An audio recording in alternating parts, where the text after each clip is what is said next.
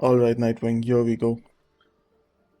We are 1 week into the Countdown Cup qualifiers. Um, yeah, that counts for one more episode of the Overseers. So welcome back, everyone. Nightwing and I have a lot to discuss today. So hope you guys have a lot of time on your hands. Um, yeah, so Countdown Cup week one. We've watched approximately, I think, 12 or 13 teams play in this brand new meta with some very unique bans in Sigma, Echo, Ash, and Lucio. And we've actually got a very, what do you call it? Like a very mobile meta, you could say. I wouldn't call it dive like in every single situation, but all like mobile characters are very, very strong at the moment. So we are seeing a lot of ball diva compositions. We are seeing Winston diva here and there. We're seeing DPS like Tracer, Sombra, Farah. We are even seeing a little bit of like a little bit of Widowmaker play by certain specialists, and like the backlines mostly stuff like Zen, Brig, Ana, Mercy. So we are seeing like a really divey setup with just a few teams opting into some anti-dive bunkers if they are having trouble facing off against these mobile compositions. We are just gonna do a quick recap of some important events that happened in the past week's qualifiers. With the first one being, I guess, Atlanta Reign winning two straight matches against the Houston Outlaws and the LA Gladiators. So, Nightwing, I want to get your thoughts on this first. How do you think the Reign are shaping up in this brand new meta? I think uh, when I want to talk about the rain, I think the first thing I'm going to go to is actually the interview with Super from the SF Shock that we had in the uh, aftermath of the Shock Boston match, where he was talking about how they were scrimming a particular team that was also playing that same Rhine comp that the Shock defaulted to at times. And they were talking about how it's not just a comfort pick; it's that another team that they're scrimming is using that same Rhine style, and they're doing quite well with. And then Super also said that the Atlanta Rain was probably one of the strongest teams in NA at the moment. So that's where I would like to start off with. They are utilizing that Rhine comp, they're utilizing Orisa comps, both of which are proving to be quite effective in terms of the development of the meta. Obviously, it's just the first week, but I mean, if scrim results and on top of that, a very dominant performance against the Houston Outlaws is anything to go by, I think the Atlanta Rain is in very good shape to perform well in this tournament. What do you think? Yeah, absolutely. I mean, winning so like very decisively against Houston and LA Gladiators is quite a feat, considering that these two teams have been fairly solid for most of the season. And I think it all falls back to Atlanta's comfort picks still being very much viable. So they are playing those anti-dive bunkers that they are so well versed at. So you see Orisa Diva, you see them bringing out some Tob actually. They put Kai on Tob. You see McCree. You see some trace action. The meta is still pretty much allowing for some anti-dive play if you're not comfortable playing those Vincent comps or those ball comps. And Atlanta just like if there's Orisa in the meta, they're just gonna opt into that. So all the DPS especially have been performing really well. And major shout out to Hawk who is still like one of the best divas in NA at the moment. So, like, really impressive play by him. He's peeling very well for his teammates. He's also landing some really like fat diva bombs at times, which is quite surprising considering like that they are not easy to get kills out of these days. So huge props to him, and I think it's like only upwards for Atlanta from here on. And like with Atlanta racking up two wins, we can now move on to a team that has had two losses, which are the Shanghai Dragons, quite surprisingly. Um, they lost two straight matches against the Philly Fusion and the NYXL. And I mean, it was really surprising for us because I think you would agree, Nightwing, like Shanghai is probably seemed like the strongest team in all this season, right? Yeah, pretty much, I would say. So like their losses like happen for multiple reasons. Firstly, I think even though we were quite high on Fate's Wrecking Ball, I kind of observed that as long as he's not being countered by the enemy team, he's playing quite comfortably. And I know this like probably is true for any player on any hero, but Fate especially, like if you saw him in the past kind of Neo Goats meta, they were able to play that ball composition to great success because there was not much CC in the Neo Goats comp.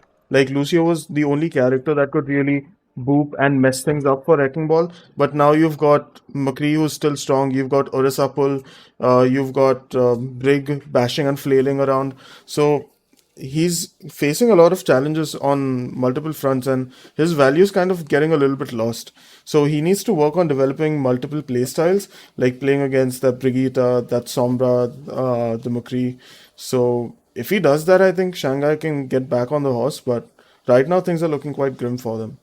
What are your thoughts on this?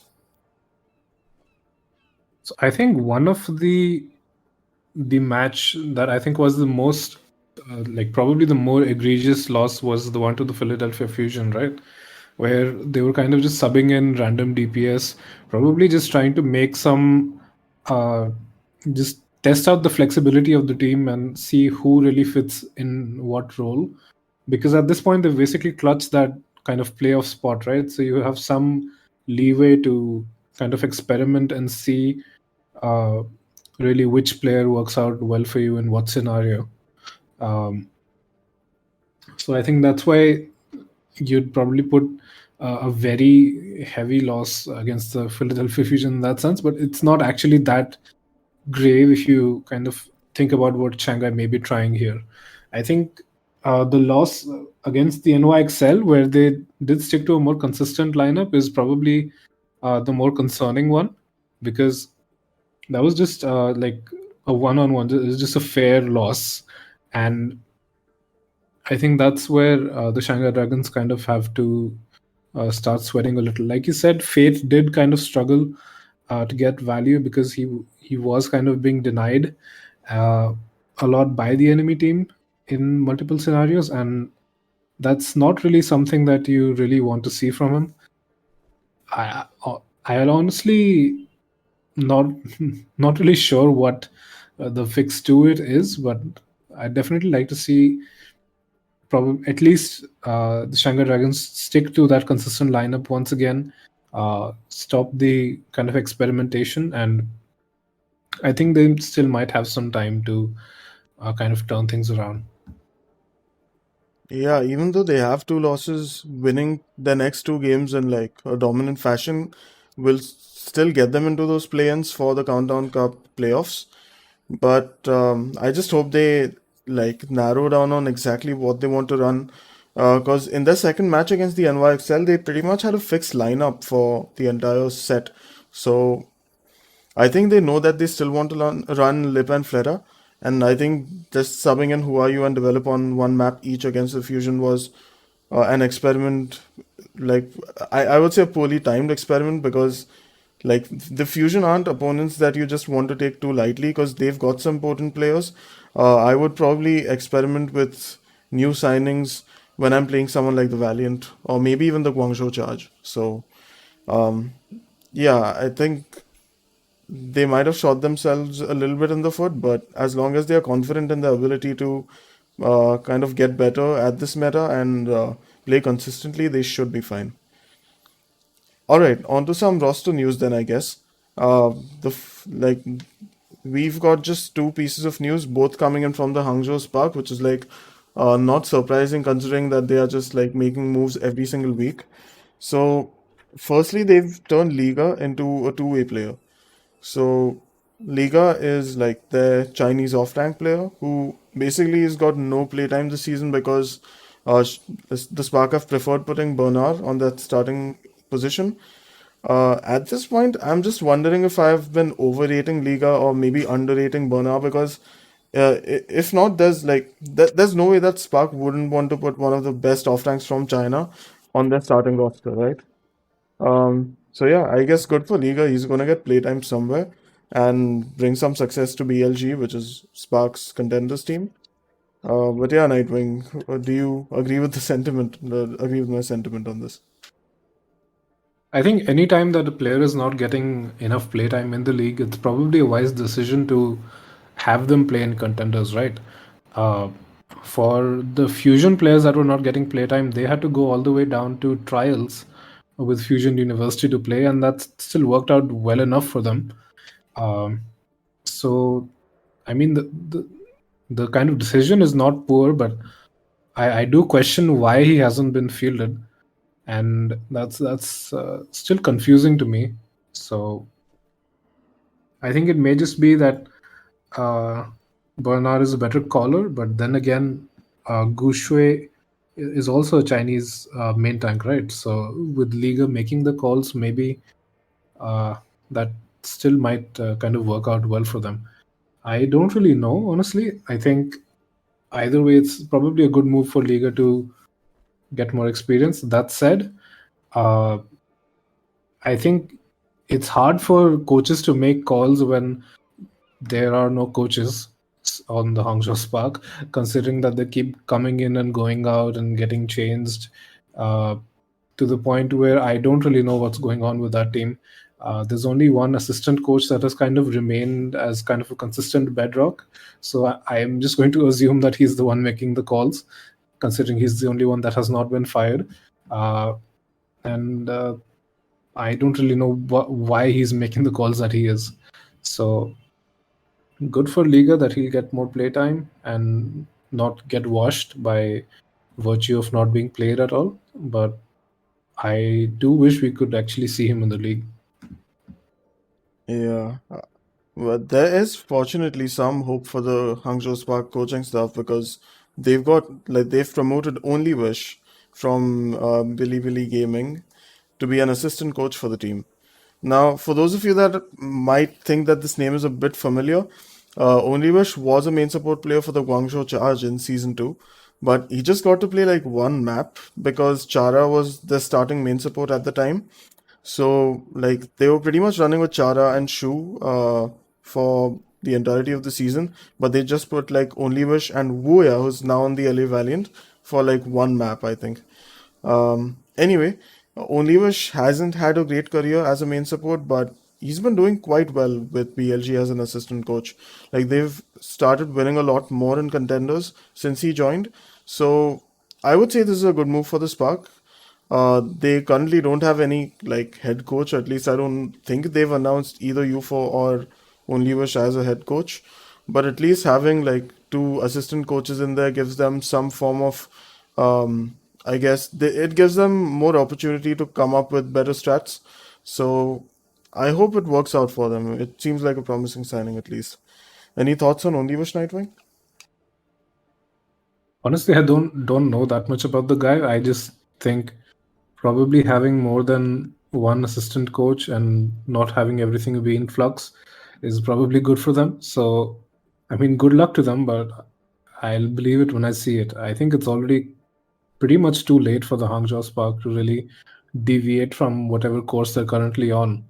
I mean, they are still in that play-in cutoff region, but they are exactly tied with the NYXL. So currently, it's either the NYXL or them. It's pretty much a 50-50 scenario. So they kind of have to win these upcoming games, the last two games that they have left, and otherwise, it's just do or die for them. So I mean, it's good that they have only Wish. I don't know how fast they will be able to integrate him in, but for the sake of salvaging this season for the Hangzhou Spark, I hope it's quick. Otherwise, the NYXL might just steal it from under their noses. Yeah, definitely. And I think on that note, we can actually move on to talking about some of the games that are going to be played this coming week. So, guys, we've picked 5 matches, three from NA and two from APAC, which we found quite interesting. Um, and we're just going to share our thoughts on them, our predictions, and see, like, try and speculate on how they're going to go. So, the first one is the match between the Toronto Defiant and the Washington Justice. Now, Nightwing, do you want to tell me your prediction and reasons for predicting that score before I go on? Yeah, so I'm gonna go with a 3-1 for the Justice here. Um, while they obviously did honestly sometimes look like they forgot how to play Overwatch at times, Justice still are like individually very talented, and at times they've been shown to be quite deadly. I think that's something they can kind of harness against a team like Toronto, who cannot punish as kind of hardly as other like more top tier teams in the league, right? So that's somewhere where I think Washington do have the advantage. I think Toronto do have do kind of stand a chance of grabbing the map here because Jesus Sombra is still strong, uh, and I think the flex GPS players for Toronto can also uh, work very well with the Farah, uh, because that's something that seems to be very prevalent lately. So that's where I think Toronto can maybe snag a map or two, but I think ideally Washington should be able to clutch it out. I think Mag's wrecking balls sometimes seemed quite confused. There were times where he would, I mean, randomly forget to actually cap the point as well. But even apart from that, I think his wrecking ball, in vast contrast to his Winston, seemed quite low impact at many stages throughout each of the maps that they played. So while I'm not completely impressed with Washington, I think they still have uh, the stuff they need to kind of clutch it out against the Toronto Defiant. Yeah, I would agree that the match leans more so towards the Justice. I think it could possibly be a 3-1. I also think it could be a 3-0 because I don't really have faith in Sado to play a very good wrecking ball. But like you said, Mag's kind of low quality ball play almost cancels that out. Um, I think what makes this a more easier decision for me is considering how consistent both these teams have been. And although the Justice have kind of faltered this past week, in general their play has been quite stable. I would say Decay and Fury especially have been playing really well. Decay is like being able to play his comfort pick, that is Tracer, very very often, and he's doing very well. Really putting up those mechanical carry performances that we know him for. And I would say even Tuba's break actually has been quite good. So the Justice seem to have a good grasp of the meta, and considering how inconsistent Toronto is overall, they shouldn't really have a problem winning a 3-0 set against them. Um, but like Toronto does have some good pieces, especially with Aspire's Tracer and Jesus Sombra to play kind of the meta comp. So it's going to be an interesting one for sure. I will be very excited to see Toronto actually being competitive. But I just don't think it's going to happen at this point. Um, Currently, the Justice have not won a single map in these qualifiers. I mean, it's mhm. been two matches, but they've gotten three out both times.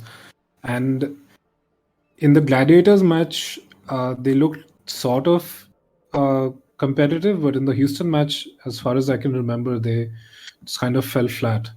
And I'm not really sure why uh, I should kind of invest in the Justice Stonks too highly, considering that they have not really got any return in the form of maps currently to show for it.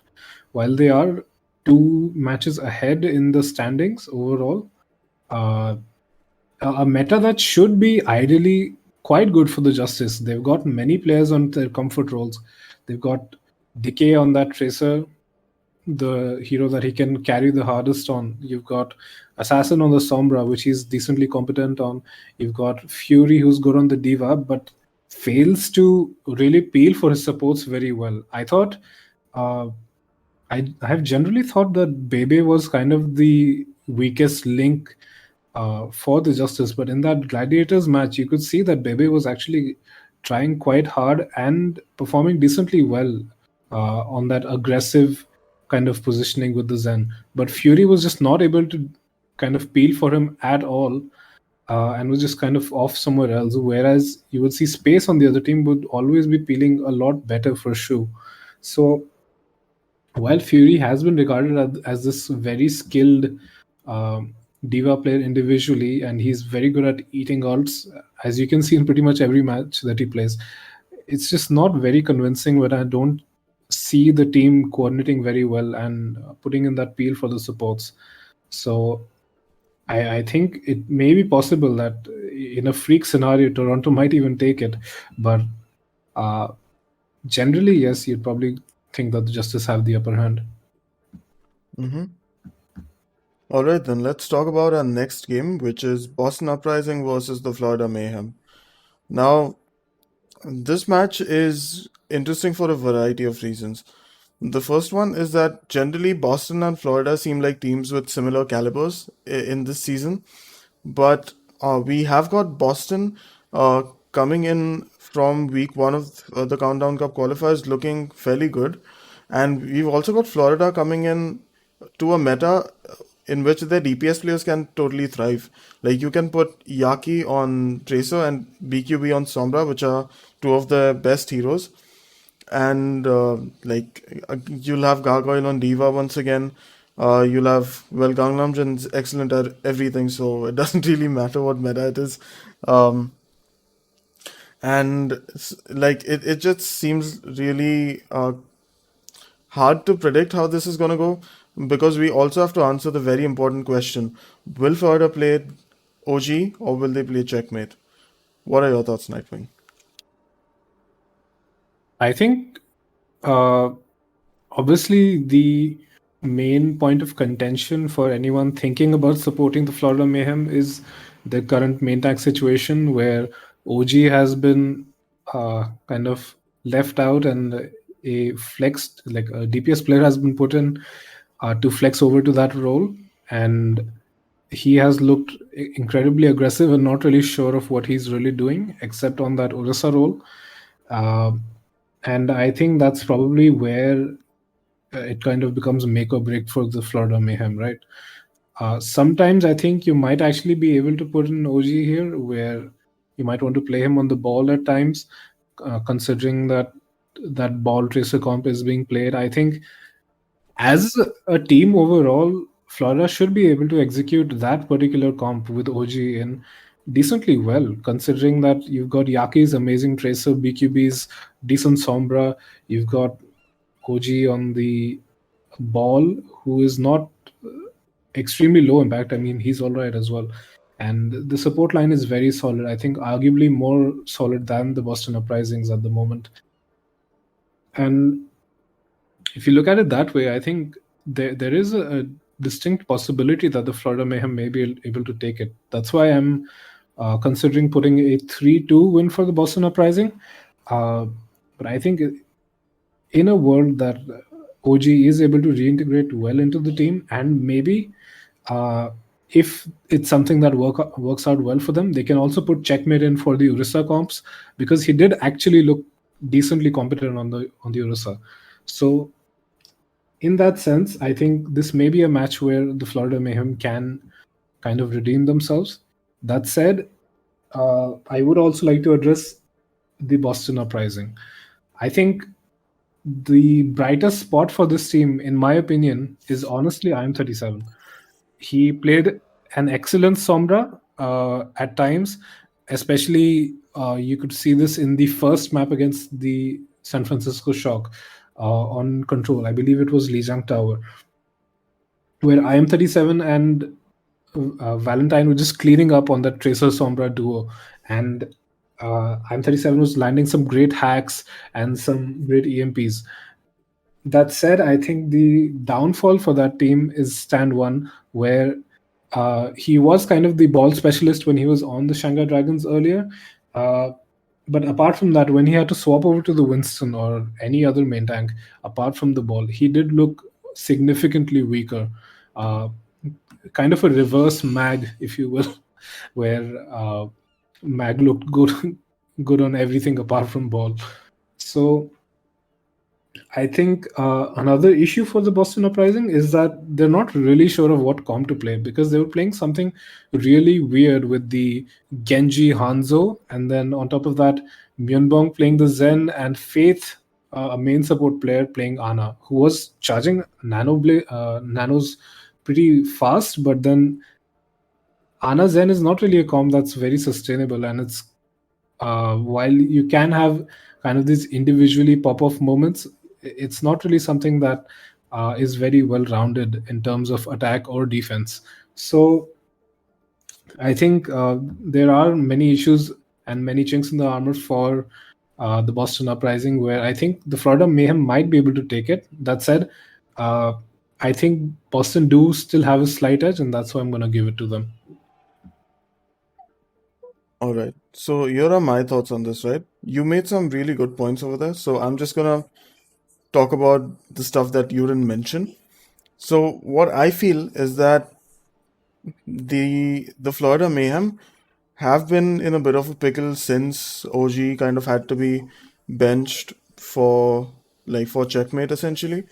And it's too early to say whether or not he's going to be back into play at all this season. Because we know OG has had a lot of mental issues in the past, which, like, obviously we are very empathetic, sympathetic, whatever you want to say for, because it can be really hard, right? But that said, the level of play that this team puts out is going to be directly dependent on how well their main tank plays, because this meta especially relies on the main tank to set up a lot of different plays. So especially if you're playing the ball, the entire point of playing something like a ball tracer or a ball sombra is that ball slams someone and the flanker finishes them off with their primary damage. If they are not able to coordinate that, then you're essentially at like a significant disadvantage. So I don't know at this point if Checkmate's going to cut it, because his style of main tank has been quite meme-like, I would say.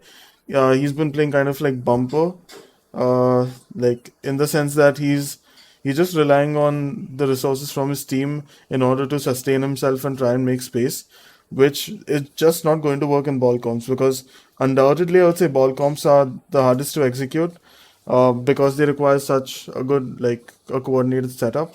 So until they can prove that they can execute those ball comps or even those Winston comps well with checkmate, I'm just going to discount this team. Maybe they do well against the Atlanta Reign. I don't know at this point. Their match against Boston is the second one in their qualifiers. So it remains to be seen what happens. But until then, I would say the Boston Uprising can take an easy 3-0 victory. I also see the merit in kind of the Ana Zen composition that Boston was running. So typically, you don't see Ana Zen because, first of all, Ana and Zen are both kind of flex support heroes. They require good mechanical skill to execute. But in a comp like the one Boston was playing, which was like Genji Hanzo, Winston Diva, right? They were playing against bunker compositions, which did not have any flanker on their side. So they had like Torb and McCree, I think. When you don't have any threat to your backline, any direct threat like a diver or a flanker, you can kind of take out that additional peel component from your backline and invest more into how do you say it? More into kind of ability based value. So when you have Ana Zen, it's a very powerful support combo, especially for Winston, because he's got the Discord Orb on all of his opponents. So he, like, on one of his opponents at a time. So he can like deal extra damage to them, and since he cleaves, the damage can't be blocked, which helps him build up primal really fast. On top of that, they've got Ana in the backline just constantly pumping out heals and building up towards Nano Boost, which gives Winston even more like an increased damage output when he gets the Nano Boost. If you don't want to nano the Winston, you can nano the Genji and get the Nano Blade, obviously. So the composition has a lot of mid fight as well as alt fight win conditions, which makes it really powerful. It's very easy to counter just by putting in, let's say, like a tracer or going after the backline. But if a team is completely devoted to playing a bunker composition, then this comp can do really well. So I don't know if they're going to play it against Florida, because it seems like Florida is going to play Tracer Sombra a lot. But yeah, I can see where Lori's head is at right now. So yeah, I think Boston's going to take it quite comfortably at this point.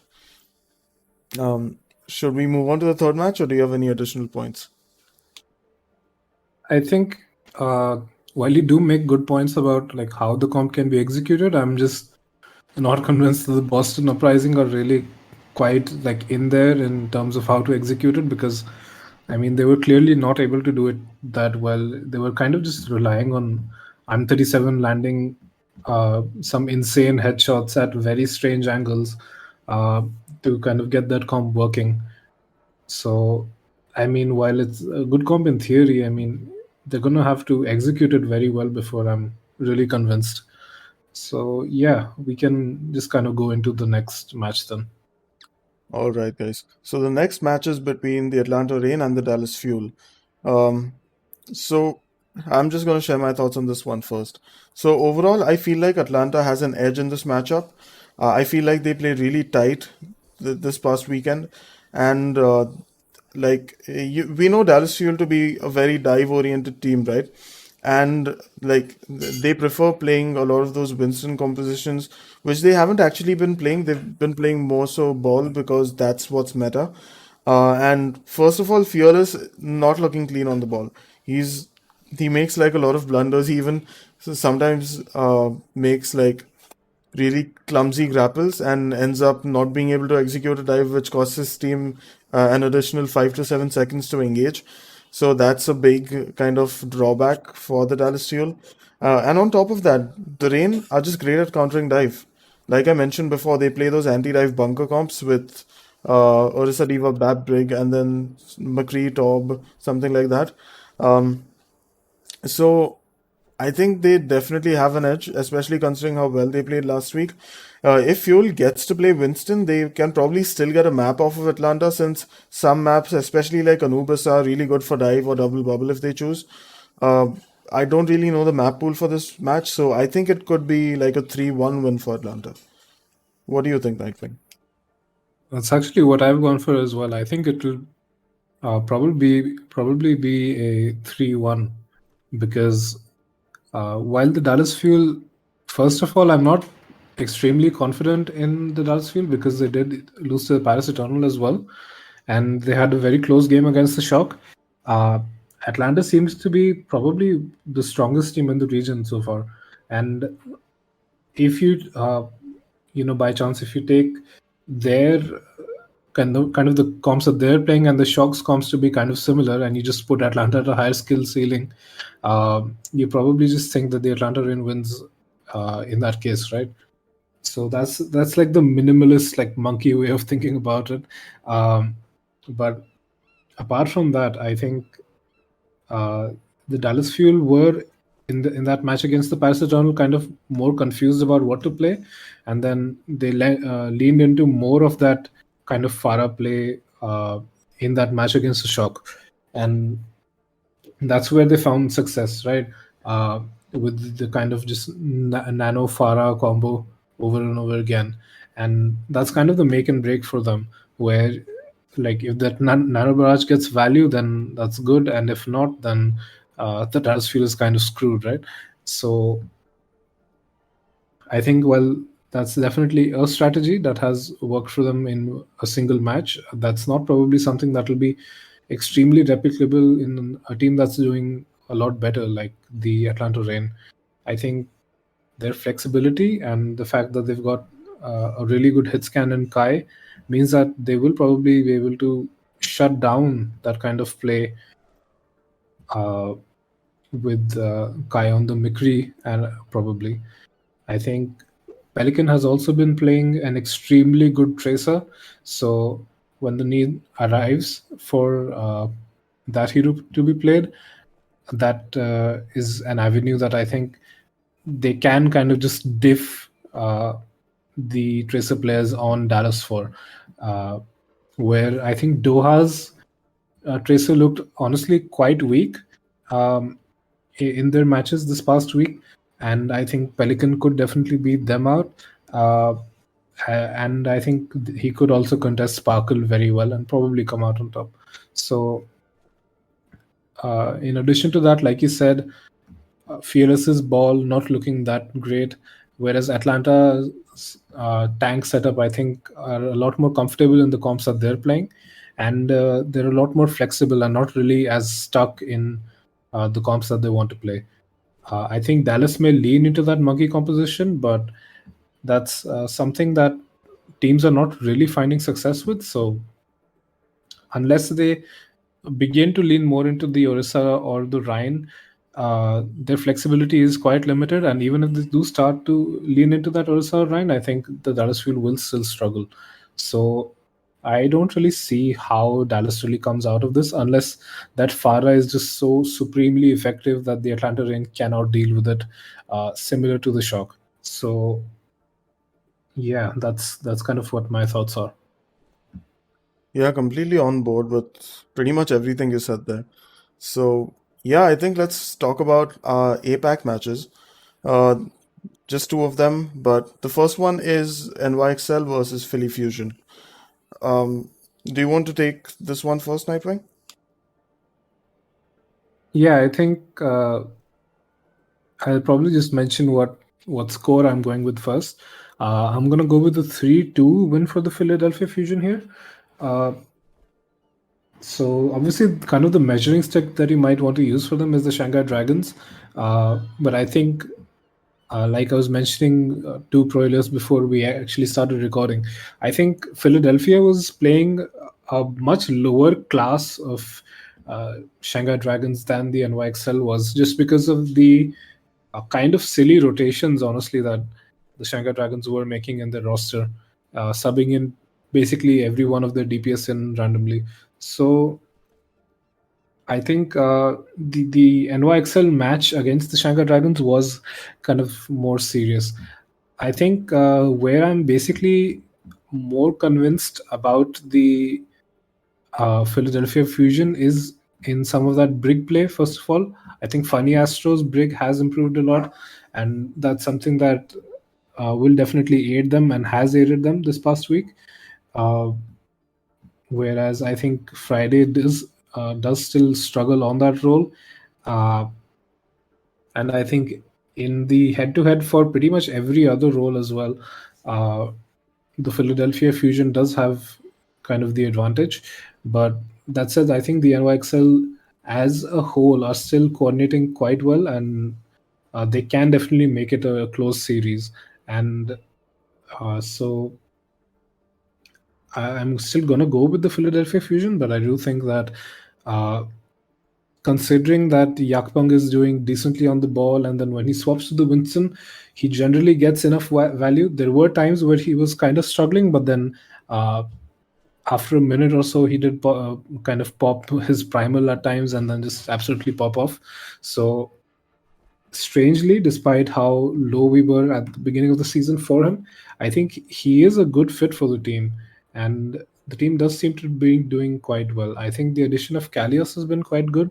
Uh, I think their Zarya play, kind of when they swap to the Zarya, it has been a little bit different compared to what most other teams are playing, and that's something that I'm not completely convinced by. But that said, generally, I think the NYXL are still kind of doing all right for themselves, and they should be able to make it a close series. Yeah, so I feel like this will definitely be a back and forth match. There's no like definite kind of dominant winner in my opinion as well. I've predicted 3-1 for Philadelphia, and I feel like this team has gotten back into their groove the past week. They were kind of there when the season started out, when they were playing Carpe Rascal, but later, as we saw, they hit a bit of a slump and started playing really inconsistently. But based off of last week, I think their prospects look quite promising for the Countdown Cup. Naturally, Funny Astro was very good on Brig. I would also say EQO's Sombra play has improved, and Hotbar, man, Hotbar has been playing out of his mind. Whether he's on Diva or Zarya, he's getting immense value, and overall, the fusions seem like they are kind of getting back to where they were at their best.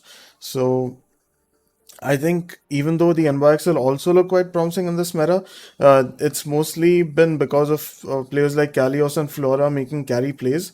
Yeah, I would say like players like Yakpang and Jonak have had their moments, but I think the team itself has a little ways to go before they can match the kind of synergy that the Fusion have, especially in this meta.